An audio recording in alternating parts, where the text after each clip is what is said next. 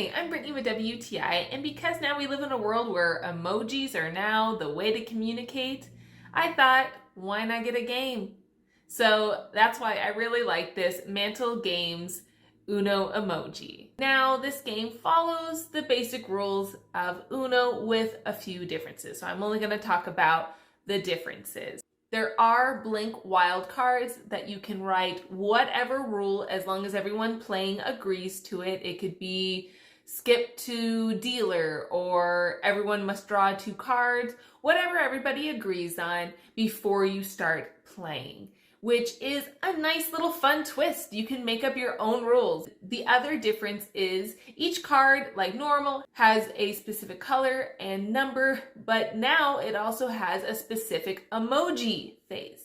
And if you get the wild card where there's a bunch of little emojis all over the place, that means you can play whatever emoji cards you have. No action cards, just any colored number with an emoji face on it. And then that person has to keep that emoji face the whole time until it's their turn again. And if they stop making the face, they have to draw 4 cards. So it definitely makes a fun little twist. It's great to play with kids because what kid doesn't like making a bunch of funny, crazy faces?